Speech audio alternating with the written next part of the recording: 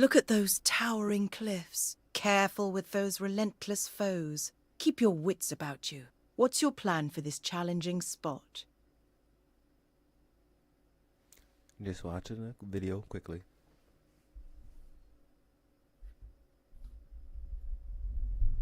I don't think the AI is going to respond to that. But, hey everybody, we're back for a little quick video. Just want to get this out. Start the new year off right. Here, getting 2026 done right. So it's by Trap University. It is on Too Rich to Get in Trouble. So let's see how this goes. Using money and influence to avoid legal consequences. Not exactly a new concept, and sometimes this takes the form of diplomatic immunity, which is a pretty crazy concept, but it does exist. There are people walking around that do not have to face legal consequences. Tell you what we can do. I'm gonna pay, you gonna pay. No, I'm not gonna pay. You don't know who you're talking to. Just the bottom line. I'm not gonna get no, I have diplomatic immunity. You know you're wrong. You know why I find a lot of cops like you dead? Because you're going to people in the wrong way. I can make everybody one phone call right now, and I'll be the only man standing right here right now. Plenty of diplomats have gotten away with serious crimes, but when the son of an Israeli diplomat who hit a cop on purpose with a motorcycle got community service, I started to suspect that even though this kid didn't have diplomatic immunity, his father's immunity also kinda applied to him. Russian diplomats owe more than $100,000 in New York City parking tickets, and that only made the news to cover up the fact that diplomats from multiple countries have racked up over $16 million in parking tickets just in New York City because they just couldn't be bothered to pay. You're parked in a firefighter's spot. Should you be there? I'm not sure whether you're allowed to ask me this question. She parked the car illegally, then walked right by another diplomatic car. You guessed it, parked on the sidewalk. But is $1 billion enough to get away with crime as far as money? Well, it doesn't seem like it. Billionaires actually go to prison all the time.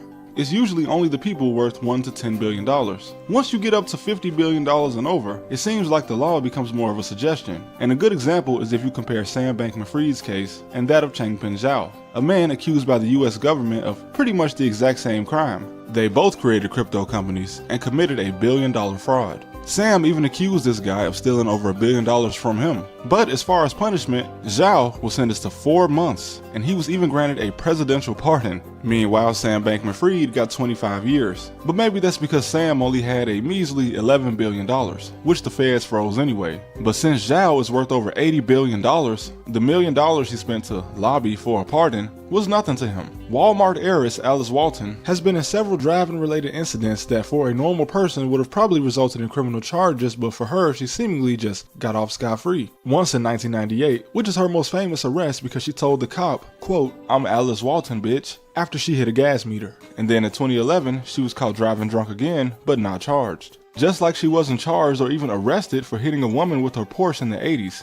But again, Walmart. She is literally the richest woman alive. So even though a guy like Diddy is a billionaire, it doesn't seem like he had enough money. $1 billion might spare you from the most serious charges, but 20 and up, like I said, it gets scary. And let's get to the scary part really briefly. An heir to the DuPont family and another heir of the S.C. Johnson family were both accused and found guilty of sex crimes. One guy against his biological daughter and the other guy against his stepdaughter. Hi, is this Mr. Johnson? Yeah. Colleen Henry from Channel 12. How are you? I am not interested in talking, sorry. Johnson spent the afternoon at home at his gated Racine estate, free on a $500,000 bail. In 2014, the S.C. Johnson guy got a 4-month sentence with work release after 60 days, and reportedly, he didn't even have to register as an offender. In 2009, the DuPont heir was told by the judge that he would not fare well in prison. And so, as a result, he didn't have to go. I looked all over to make sure this wasn't just a quote taken out of context. Surely, this wasn't a real decision made by a real judge, especially not a judge that continued to serve until 2025. But yeah, this was a real quote. The judge even started to receive threats as a result of this and had to be provided security by the state. And bizarrely, Joe Biden's eldest son, who is now deceased, was serving as the attorney general at the time, and he defended the plea bargain, stating that the case wasn't strong and they probably would have lost the trial. Surely, if it was a weak case, this billionaire's lawyer would have told him to take it to trial rather than agree to be on the sex offender registry. So So yeah, he got no prison time, and in case you were wondering, there may be a coincidence with the fact that his family also had the oldest money. The DuPont family was already rich before the United States was even a country. His ancestor defended the King of France from a mob in the streets of Paris over 200 years ago, and yeah, scary old money. Influence can have the same effect as $80 billion. But family ties with the president, that's a good one too. Donald Trump pardoned his son-in-law's father, and Joe Biden pardoned his son and siblings. But counting an actual head of state isn't really fair, since the head of state in most countries have some type of immunity. Like Donald Trump being found guilty of multiple felonies at once and having to face seemingly What just happened there?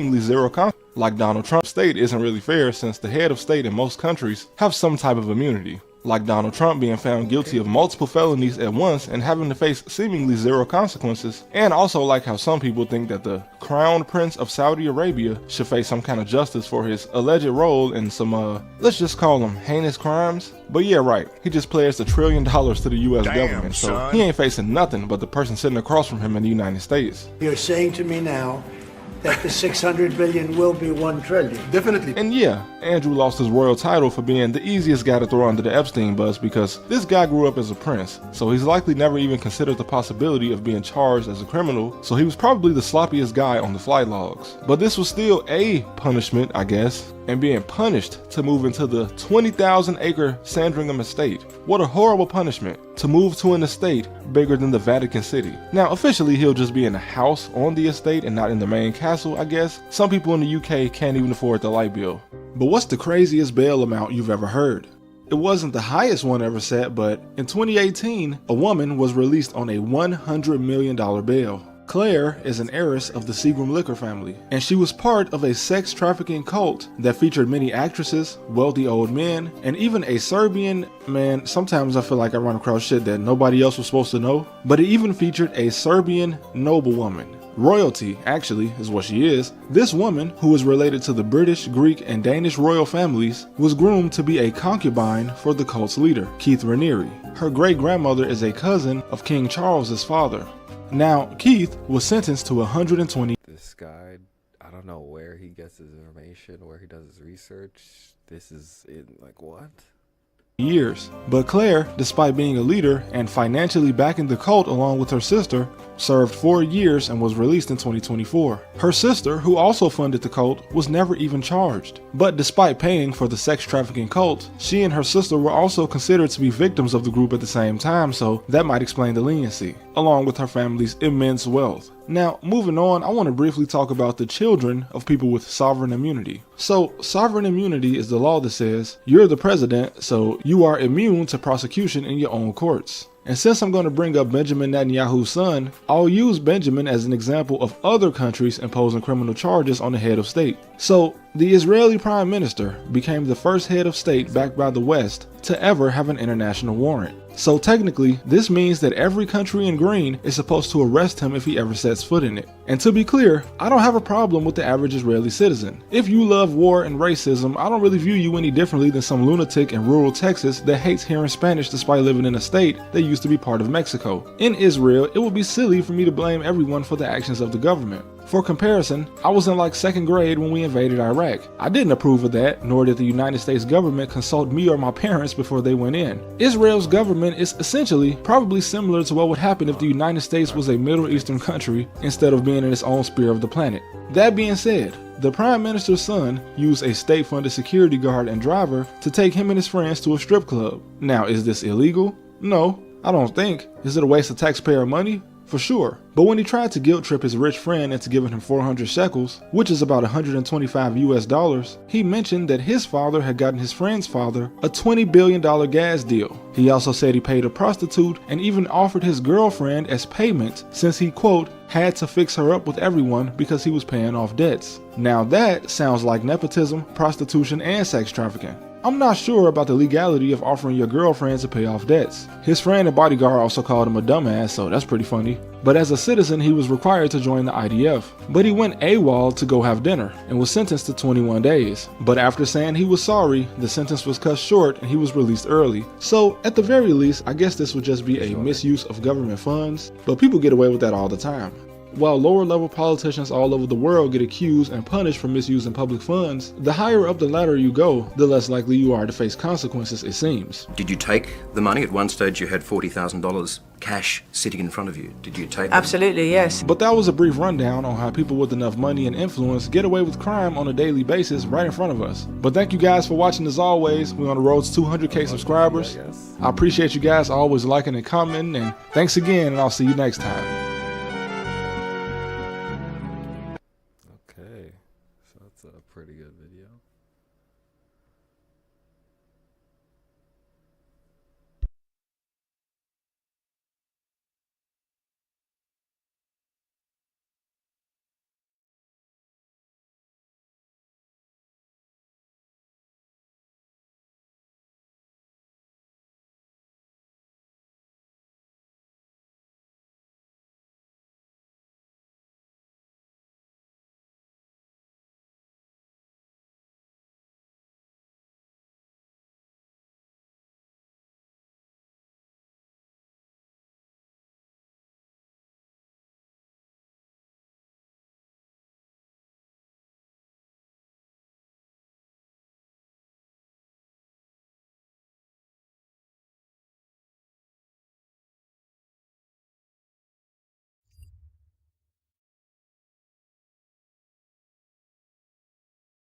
Now, technically speaking,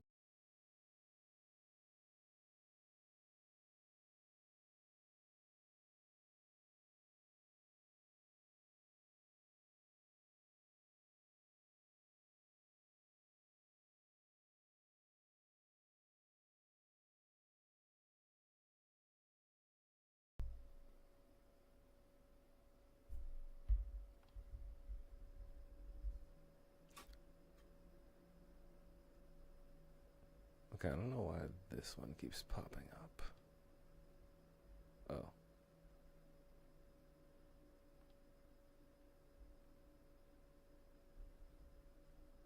Alert box.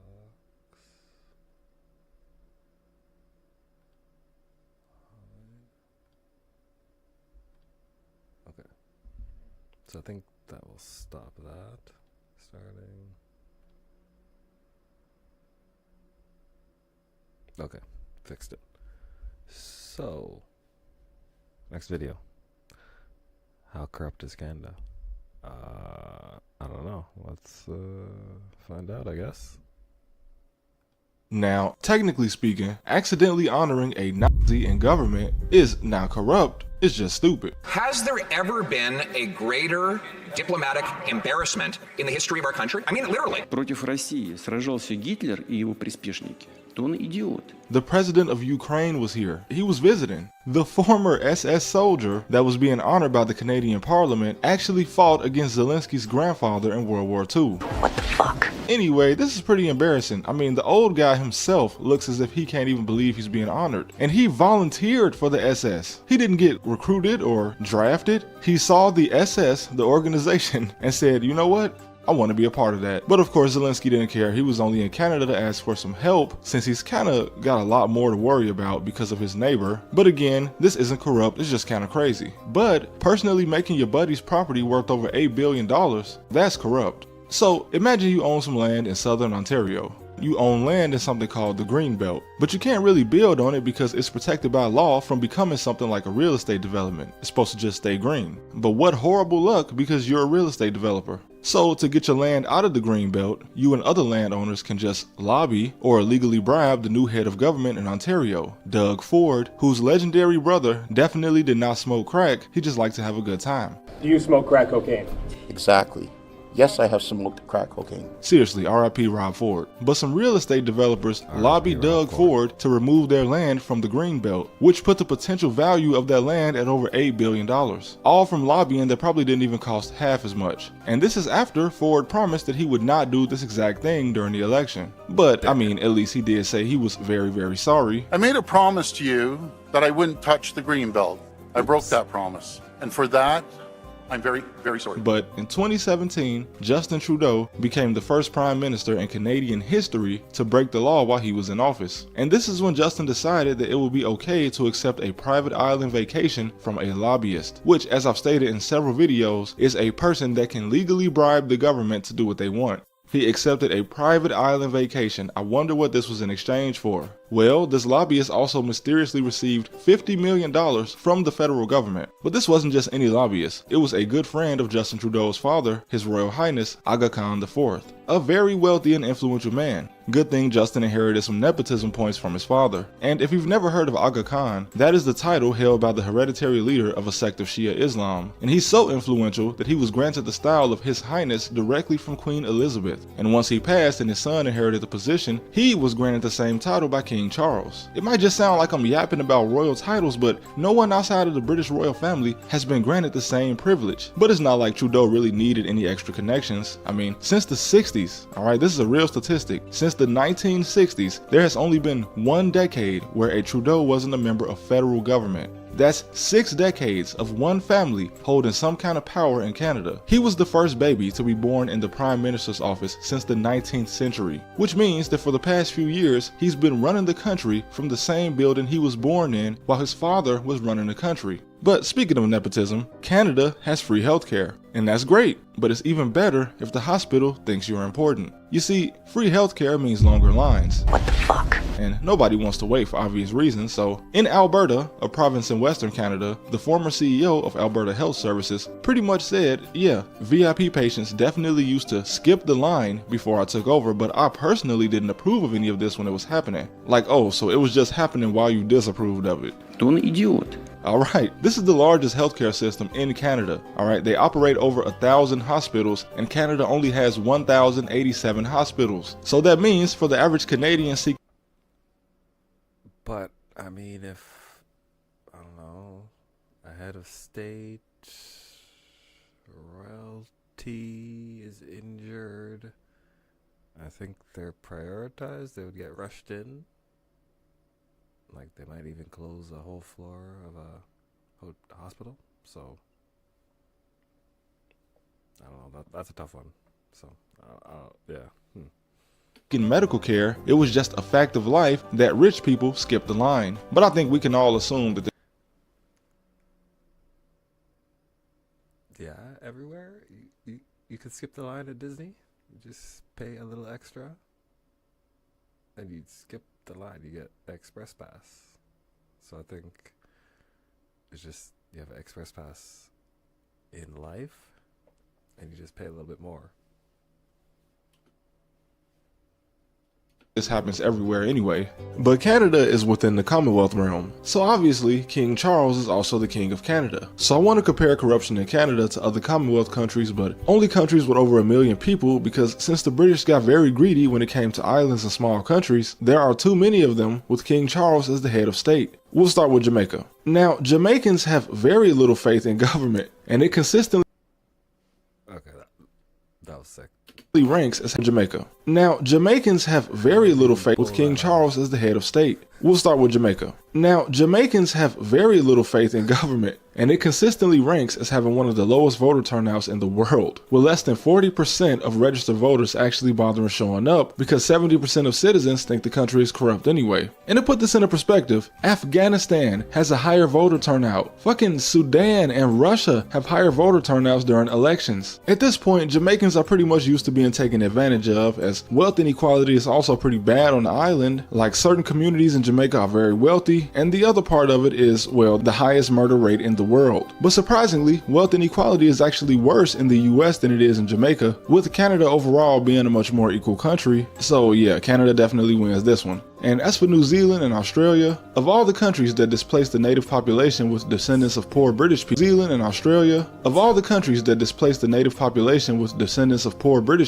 Canada actually trumps even the United States in historically horrible treatment of the indigenous population.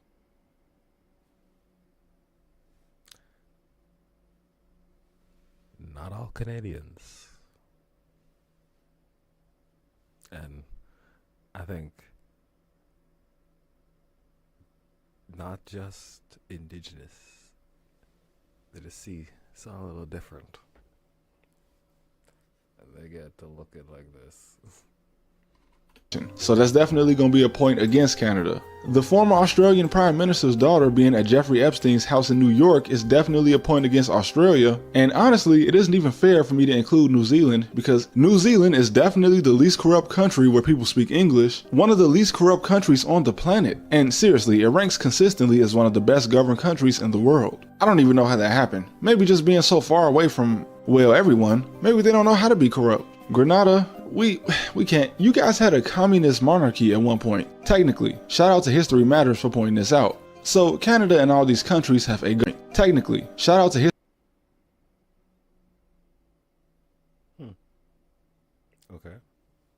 History Matters for pointing this out. So Canada and all these countries have a governor general that's appointed by the king or the queen. This person is meant to be the crown's physical representation in the country. So in the 80s, Grenada had a communist revolution, and when they took over, the queen was like, well, I'm still the head of state, right? You guys still gonna sing God Save the Queen? And they were like, yeah.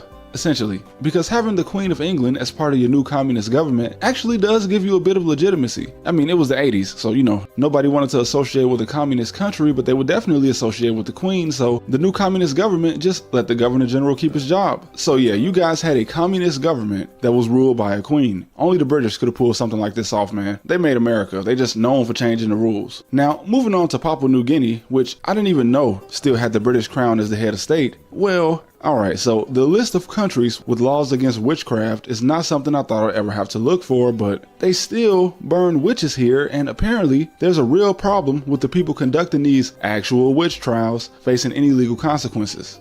That indirectly matter people, because they're the ones that identify sorcerers. But does this mean the average resident is hunting witches? Not necessarily, but it's important to remember that the majority of the country lives in rural communities. So I guess just imagine if most people in the US lived in rural Louisiana. So yeah, as far as the biggest Commonwealth countries, Canada would definitely be the least corrupt after New Zealand, which is a utopia apparently. But Canada just made witchcraft legal in 2018, but in the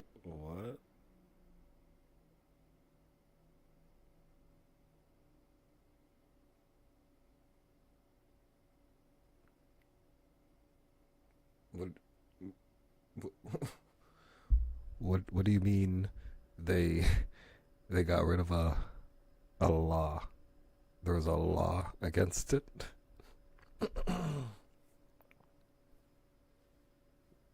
Why would you get rid of a law doing something good? Or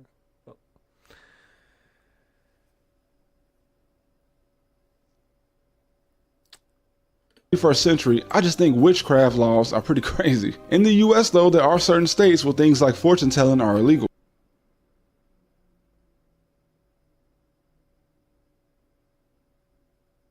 Okay. Oh, wow. So New Zealand, parts of the States. Ooh.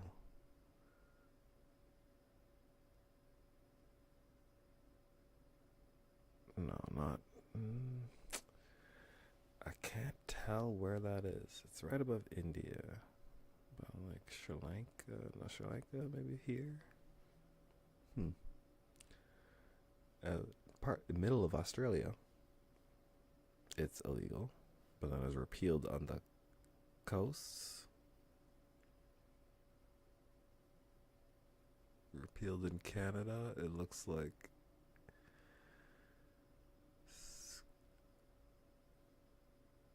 Great Britain. And then Norway, I think. Okay, and then very illegal. Oh, wow. This is crazy. Pretending and accusing to someone is illegal. Accusing someone of being one is illegal in India. So what happens if someone is one?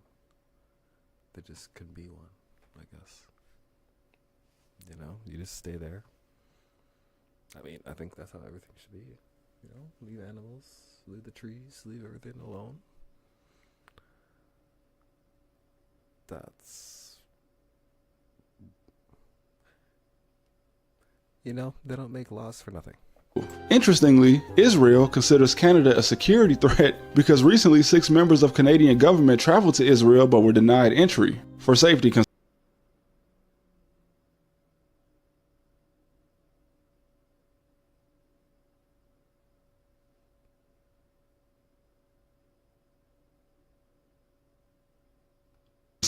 Definitely in the Americas, it might have the most transparent government, kind of like how the United States is pretty transparent about the fact that the politicians will just do pretty much whatever they want. But surprisingly, as far as the rest of the world, I can't really put Canada in the top 10 for corruption. I mean, the nepotism in government is pretty clear, kind of like in the United States, but it's kind of like the US's quiet little cousin. Like, you know, your quiet little cousin, he's bad, but for the most part, he's pretty quiet. Which is crazy, because it's probably more affordable to live in New York City than Toronto, Canada. Good job, Canada. But thank you guys for watching. And I live in New York City than Toronto. That's insane. So is New York, or Toronto the new New York? I guess it won't ever be, but... Canada. Good job, Canada. But thank you guys for watching, and I'll see you next time.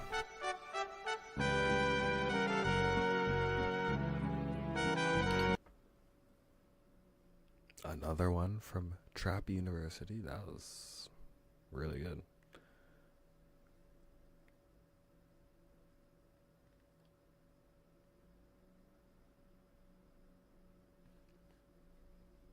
Alright, so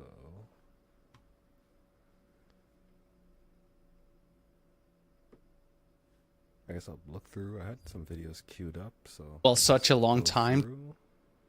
And see what I haven't watched already.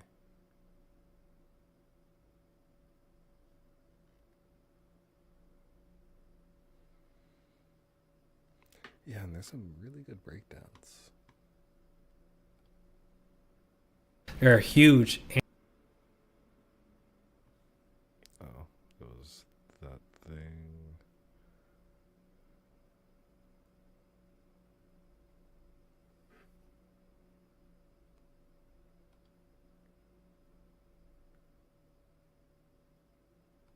This trick for a total of 7. I feel like they need a random button to see, like, I don't know, have a random video pop up.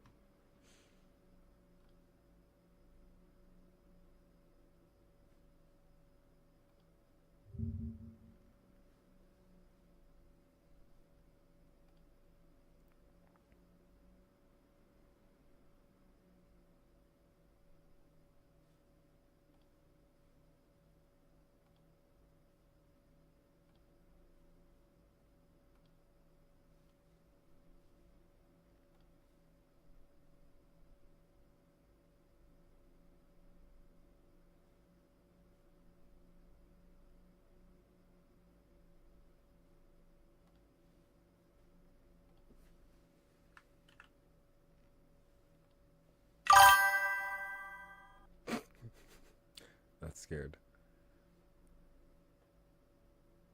I mean, not the shit on me, but it's a little jump. I was not expecting that.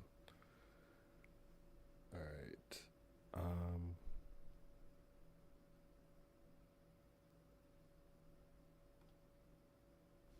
I mean, this is true. So, you know. So far, just one comment.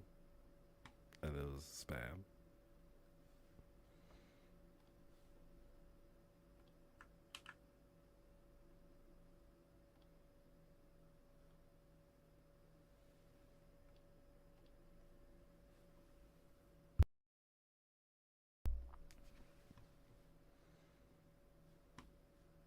So we're hitting 2026 very, very strong.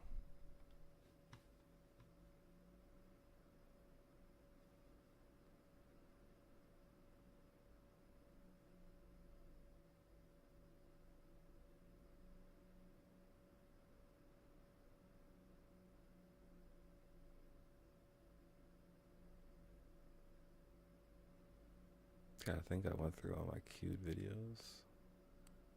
Oh wait, no, I sent them to myself. Yep.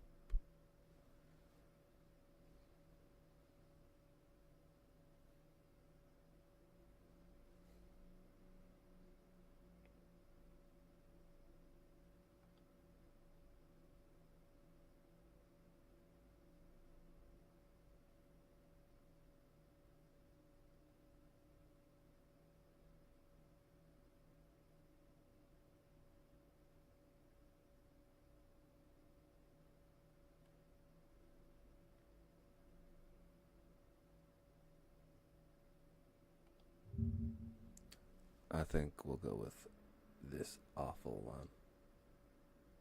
Oh my god.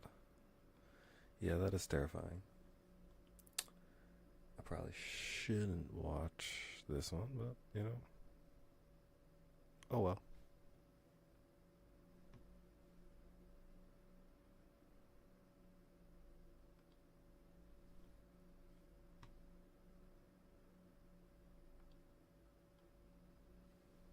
Be prepared for a terrifying. Oh, so I didn't fix it.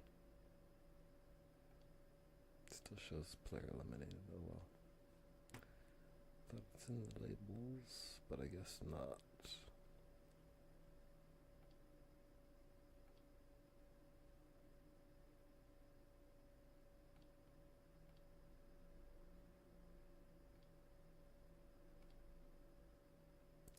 Yeah, I closed the wrong thing.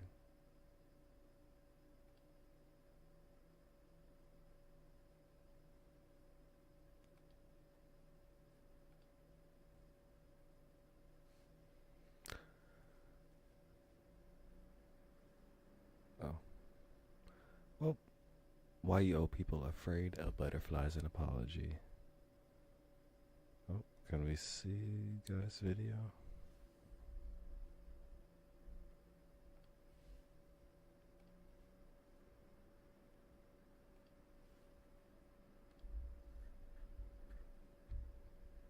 So videos by Casual Geographic. Let's get traumatized again. That is a terrifying sound. Plenty of animals have pretty privilege, and no other animal has ridden that train further than a gutterfly. I did not misspeak. This halo effect insect is an abomination with wings, and if that offends you, you could die in a field today, corpse still warm. Last thing you might see is a bloodthirsty butterfly swarm. Many butterflies drink blood, among other things. Butterflies will do this thing called mud puddling, and essentially, it's using that built-in straw called a proboscis to suck the juices out of organic matter to farm free nutrients. Trench flies usually get it out the mud, but they'll also suck on rotting plants, feces, and dead bodies. You don't even have to die. If you pull over to the side of the road to relieve yourself and come back hours later, you may find a flutter of fiends feeding on your urine. See, now you thought they just used flowers as fuel, and that is true. The problem is just a diet of sugar water would leave butterflies without key minerals they need. One of those minerals is sodium, and they'll go to extreme lengths to secure it, even irritating the eyes of reptiles to drink the tears. Crocodile tears have use to someone. Of course, butterflies taste through receptors on their feet, so one landing on you doesn't make you a Disney princess. It makes you a sodium-seasoned rest stop for a flamboyant fly that's just using you until it gets what it wants and moves on to the next mark. Because butterflies are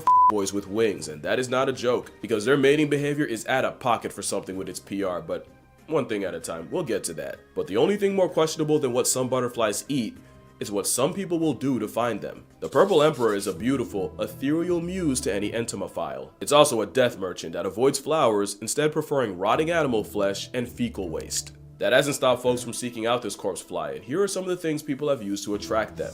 Rotting fish, fermented shrimp paste, stinking bishop cheese, dog poop, roadkill, very used diapers, and in one case, a trailer of pig poop. But according to longtime enthusiasts, one of the biggest turn-ons for a Purple Emperor is urine-soaked fox poop. I don't think that's a coincidence, because not only are butterflies fine to mine for liquid gold, science says they might prefer the pee of carnivores, specifically mountain lions, to that of humans or cows. So when you say they prefer cougar pee, we're talking about in more ways than just cloudy with a chance of storming Daniels. But butterflies are opportunists that'll take them from anywhere, and Russian experiments have shown that Cloudy with a chance of Stormy Daniels. No thank you. I'll stay in the car. Vampire moths, yeah, them's a thing, are able to use hook-shaped tongues to drill through human skin and feed on the blood. But that was just an experiment. To you watching this, a vampire moth is no risk that we know of. That being said, butterflies are not what you think they are, and the more you learn about them, the more you understand why SpongeBob turned his town into an Avengers end credit after experiencing its mugshot once. The funniest part is, the close-up they crashed out over was actually a horsefly, probably because they knew an actual butterfly would have ruined the animal for an entire generation. Because like I said, no animal has had better PR than a mosquito in drag. In fact, even their name might be a cover-up. A popular theory is that their original name was actually Flutterby, and the global game of telephone ended predictably. It's much more likely that it came from the Dutch word butterscheiter, or butter shit, as apparently a butterfly bowel movement looks like a brick of butter. It's not 100% confirmed, but believing otherwise goes against my narrative, so I'm gonna disregard it. Insane intro aside, what is it that makes a butterfly? Because I wasn't kidding. If you're like me, butterflies are not what you think. Like on a scientific level, Lepidoptera represents the order of flies are not what you think. Like on a scientific level, Lepidoptera represents the order of flying insects that are, well, basically moths and anything that looks like a moth. Butterflies are a relatively small superfamily that's less than 10% of the Lepidoptera party, with a small contribution of at most 20,000 species. Everything else is a moth. They go to war, moths clear. There are also skippers, which are technically butterflies, but were such an out-of-character butterfly that science thought it was its own thing. Long story short, it's a butterfly that heavily borrows from the moth's playbook, especially when it comes to flying. Which gets straight up confusing when you realize there's an animal called a moth butterfly that skippers have nothing to do with. But basically, American moth butterflies are that weird, only ever see during the holidays type of family of butterfly that were so weird and mothy, it kept them from the butterfly function until recently. Boring high school sciencey stuff aside, it's a moth's world. Butterflies are just a small part of it. I say that because there will be mentions of moths in this video, and I just know I'd get my Lepidoptera pass checked if I didn't make that clear. Because there's a lot of evolutionary headassery going on with moths, and I'm not about to leave it out on a technicality. So yeah, butterflies are not what you think. Even in an artistic sense, that butterfly's dead. If I ask you all to draw a butterfly, chances are 95% of you would draw this, and you would be illustrating a corpse. For some reason, butterflies are often drawn the same way dead ones are pinned and displayed by those who collect them. We basically did a blobfish to the butterfly, and immortalized their death pose. A butterfly might hit this pose at some point in its natural life, but most times a butterfly looking like this isn't. But it was. My condolences to anyone watching this and realizing they have a dead winger tattooed on them. So while we did do butterflies dirty there, butterflies don't need help doing that themselves with the things they eat, and that really starts as caterpillars. As you know, butterflies have many forms, and the caterpillar's job is to eat as much as physically possible. Caterpillars have the type of greed they warn you about in the Bible. No other animal reaches such biblical levels of gluttony. A caterpillar can eat 200 times its birth weight in the first 2 weeks, which can become 1,000 times its weight in only 2 months. Now those numbers probably don't hit as hard as a North American silk moth. No animal alive eats more relative to body size than a marauding moth, which will eat 86,000 times its body weight in less than 2 months of life. To keep that same pace, your you get reincarnated into that. You were gluttonous in the previous life. What? 7-pound baby would have to scarf 273 metric tons of mass or 601,861 pounds worth of Similac. Pot of greed. Caterpillars eating constantly does have a consequence, and is them being in a perpetual state of dropping bombs. The scientific name for caterpillar waste is frass, and these hedonists pile on the frass by the metric hecton. If you live in the area code of the gypsy moth, then you've likely woken up to the sound of heavy rain with no water, because it was actually the sound of caterpillars mass flooding folks with frass from above. To be fair, if you could get all your lifetime bathroom visits out the way in only a few weeks, in that time the toilet would never not be attached to your cheeks. But another consequence of caterpillars unloading enough bricks to rebuild the city of Gotham, or Newark, is predators like wasps will track them down by following the brown brick road. So many caterpillars can ballistically launch their own fecal matter like a cannonball. The skipper caterpillar can shot put its own product up to 40 times its own body length, which is the equivalent of a man blowing it out the other end over 200 feet. Mind you, the world record for shot put is 77. Caterpillars shoot the shit, but ain't no back talk, and the chances a habitual slinger shoots one into your mouth is low. Science won't let it be zero. But they don't always shoot it. Only because caterpillars will also use their poop to manipulate the very plants they eat. Plants don't just get munched on all day and just take it. They'll produce chemicals to repel plant predators like caterpillars. Not only that, but those chemicals are like a cry for help, where one plant being eaten can warn others with its aromatic alarm bell. The catch is, they can only react to one threat at once, and the armyworm caterpillar exploits this by dropping deuces that tricks the plant into thinking it's being attacked by a fungal infection. The plant can only deal with one problem at a time, and while it's crashing out trying to fight a fungus that isn't there, The armyworm has free reign to eat it along with any other plant taking a cue from it. That's diabolical. The plant's get back is devious. Some plants can release a chemical that turns caterpillars into cannibals. Apparently, methyl jasmonate is such an insult to a caterpillar's palate that when plants would produce it as a defense, the caterpillars decided they'd rather eat each other instead. Simply not eating is not an option, and the moment a plant becomes less palatable is the moment you see a bunch of sandworms start ripping into each other. Although in the plant's defense, caterpillars don't need much to turn on each other, and the moment caterpillars realize there isn't enough milkweed to go around, they'll start aggressively headbutting each other to steal food. So caterpillars don't always choose violence, unless it's food. Then the bulkworm's ready for war. But the reason the hungry caterpillar is more of a curse than a kid's book is because they'll need all that energy for metamorphosis. And if the endgame of that wasn't a butterfly, we'd probably look at the whole process differently. You know it starts when hell freezes over and the caterpillar does something wildly out of character. It stops eating. If you keep watching, you'll witness the caterpillar split its skin and then pull its flesh suit down and then writhe around like a foot trying to emancipate itself from a gym sock until the skin suit falls and reveals a gooey casing called the chrysalis. So a quick rundown. The chrysalis is the shell booger the switch up happens in. Pupa usually refers to the life stage this happens in, and the cocoon you may remember hearing about are the silk cases many moths will make as a chrysalis substitute. Some moths don't cocoon, but no butterfly does. Now, the process of metamorphosis is beautiful and has also been associated with rebirth. It might be associated with something else if nature removed the modesty chamber and let you see what actually happens.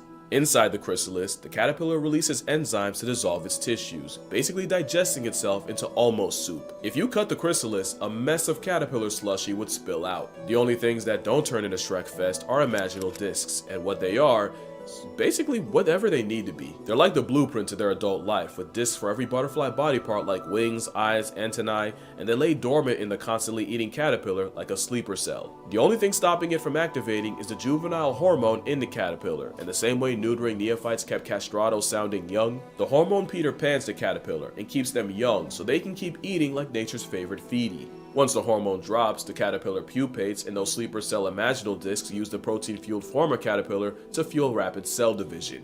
The process isn't one-to-one for every caterpillar, but that's pretty much the spark notes. Monarch butterflies occupy a chrysalis anywhere from 10 to 14 days. Some, like desert orange tips, will wait years, some say even close to a decade, for the right conditions to pop out. Another fact is that adult butterflies can remember part of their lives as caterpillars, even with their time as butterfly broth in between. Science shows that caterpillars conditioned to avoid certain smells through electrical shocks go on to show the same discernment as flying adults. I feel like that's way cooler than people give credit for, but it's also possible they do remember their past lives of greed, which might be why many moths don't have mouths altogether. Okay, that's a joke. Well, not the no mouth thing. The Luna moth is only alive for as long as its caterpillar past ate for. But the reason is because the same way a caterpillar's job is only to eat, once they can fly, their main priority is getting laid. Flutterbys have one job, and it's to mate, and some moths take the sentiment literally. Because a closed mouth won't get fed, but no mouth might get oh, my bad, I mean her abdomen. Touching abdomens is how butterflies mate, and the process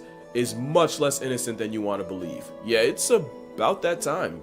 Almost every messed up thing about butterflies comes down to them catching a date. Butterflies will use several factor authentication like sound, color, even flight patterns to choose a mate, but the real secret sauce are pheromones. Males use pheromones like a calling card, and many moths and butterflies have a hair pencil to help get the message out further. Also called the coromata, it's a scent organ that inflates and fans out pheromones to anyone who might be interested. And with over 180,000 species of moths and not moths, someone was bound to take it too far. And Crane's Genghis shows you just how far love makes some guys go. If it's any solace, a horny male moth can't fly with its coromata out. Life finds a way.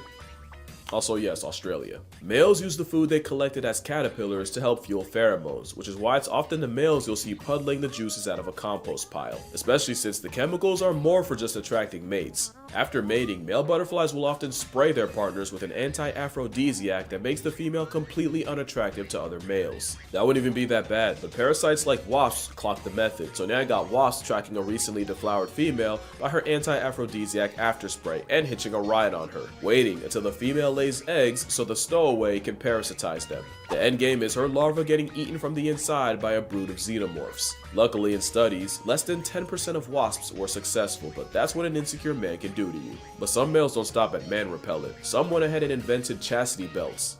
Few males will excrete this weird waxy substance designed to plug up his partner's female parts, which physically seals her off from other males. It's a literal breeding block, but that leaves a problem. It's in the female's best interest to mate with as many males as possible, but it also behooves the male to brute force monogamy, which has led to this evolutionary arms race, with females flexing increasingly harder to plug junk and males producing even more blobs of scabby petroleum jelly. But that is far from the most felonious way males buff their chances. Some people have experienced the rare occurrence of 2 butterflies in one chrysalis.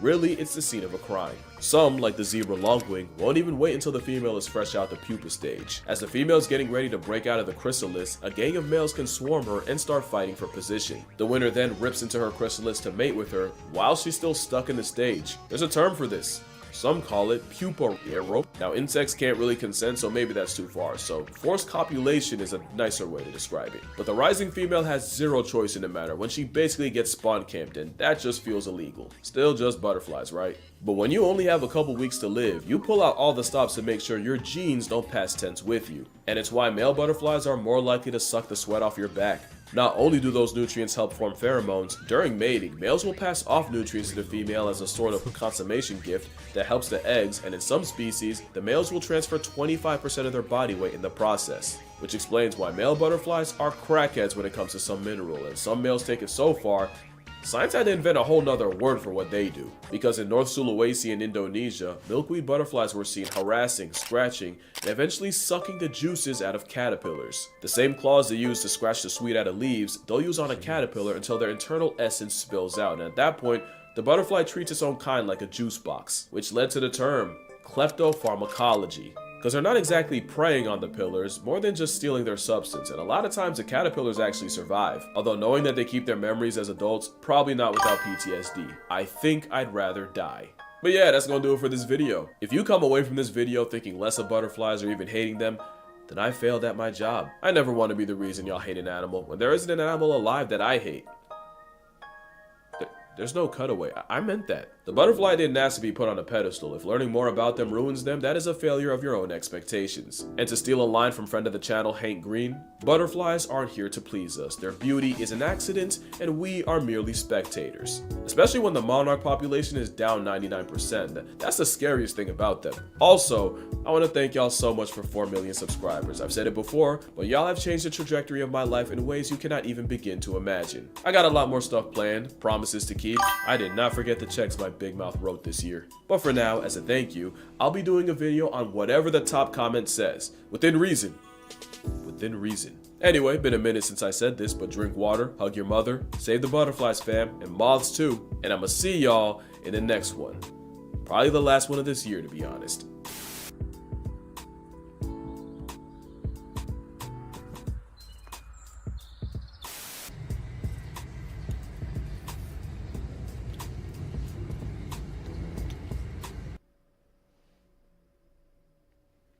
That was a good video.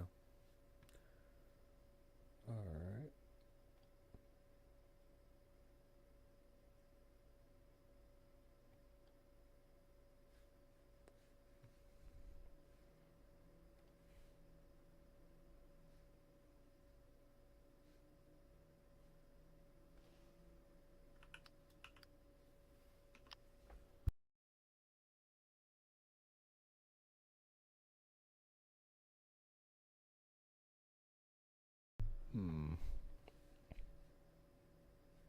I was thinking of going on Twitch and just quickly checking it on the stream.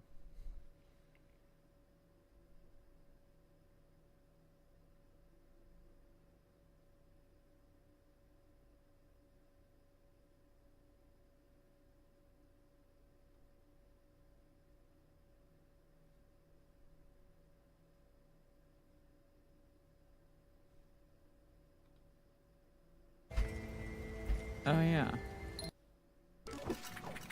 Alright, we got a lot with that. Let me check and see what we got this time around.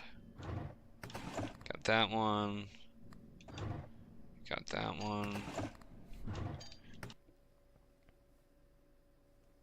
Oh, you could probably hear that, I think.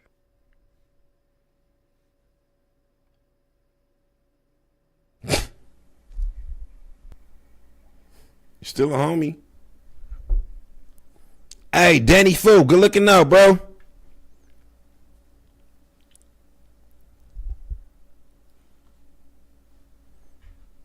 Yeah, Danny looking out for y'all niggas, man. We told y'all who the niggas was that get the gift of subs. J-Man time to roll up, chat. J-Man. Who else be up in here, squad?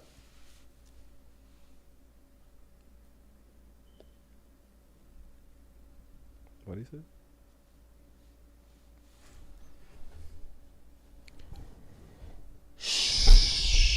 M-O-D. I forgot this nigga, man. I see him right there. City Hunter J, what's up, squad? Boom, I just modded you, nigga. First time in the chat, CFO Sinatra. Welcome here, bro. I'm telling you now, this is your first time in the chat. This is your first time in the chat. If you got sensitive feelings, leave. It goes down over here, nigga. If you got sensitive, leave. Right fucking now, squad. Right now, bro. I'm telling you, leave. You said who, me? Me, nigga, me, nigga.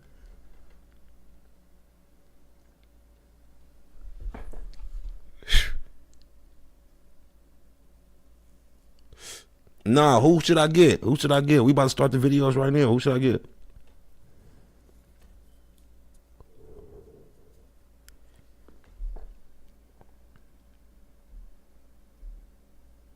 Code G59. Good looking, squad.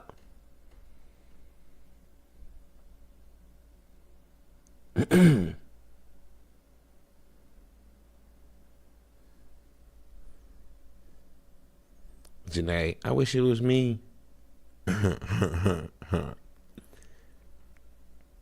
Right. I'm a Huey knew his cool people.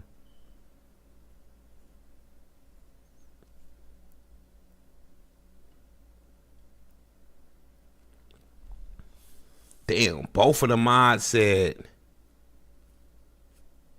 J-Dog, what's happening? I was just finna say, nigga, tell them how long you been a mod. This is my first and only mod.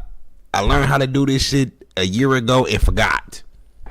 J-Dog. Let them know how long you been a mod, squad.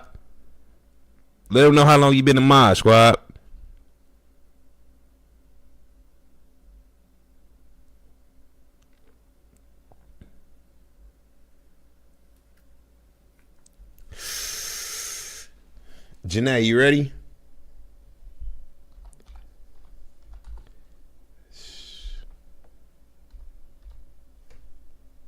Janae, she is me. Boom, modded you. And then both the mods said do Huey, so I listen to them niggas on that.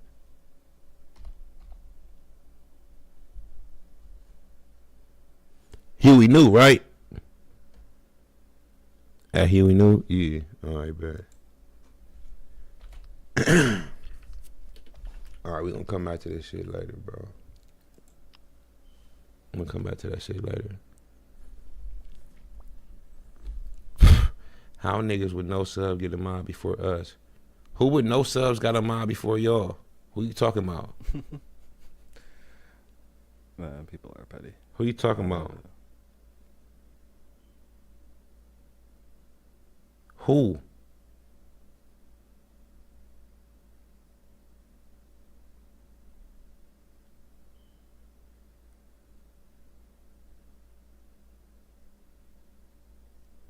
You fucking lying. J-Man. You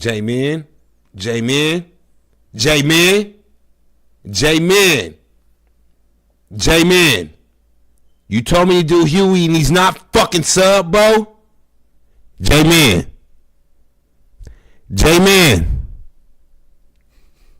Never mind, they're not petty. J-Man.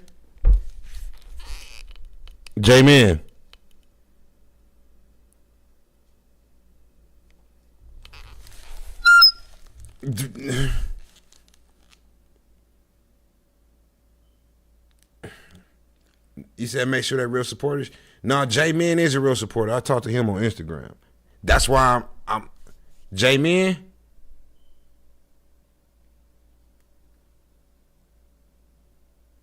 J-Man gifted a sub to Huey. J-Man, why you playing?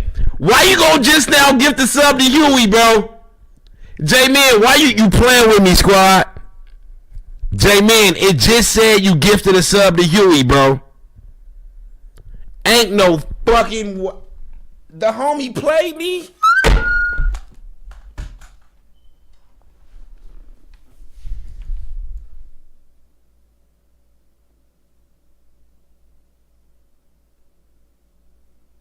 This is my nigga.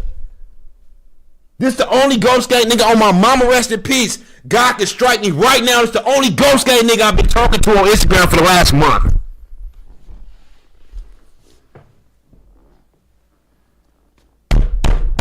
Jay.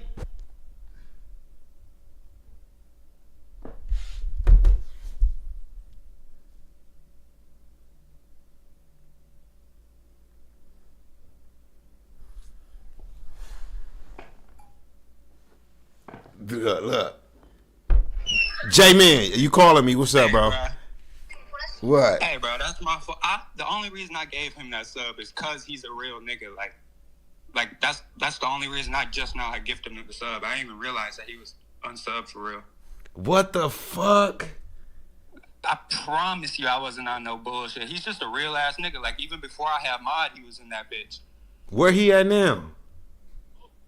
What you mean? He in the chat now? Yeah, he's still in chat. My nigga, I thought you tried to get over on your boy, bro. Hell nah. Damn. All right, bro. All right. I just trust that nigga. Like, I'm not on no bullshit. You already know my nigga. Like, Yeah. That's what I'm saying. Not this nigga, bro. Not this nigga, I just bro. had to call you and let you know for sure. Like, it's not like that. All right, I'm about to get back to the stream, nigga. I got you, my nigga. All right. No, he said he thought the gifted was random? Hell no, it wasn't random, bro. Hell no, it wasn't random, squad. When I seen him gift that shit, it was like, that's my nigga J-Man, bro. That's my little nigga, squad. Shiver me timbers. He backdoored me? I don't think he backdoored me, nigga. It's just, he said, y'all, yeah, chill on the homie. I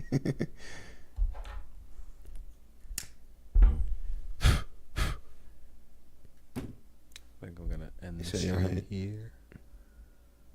So let you get the mod.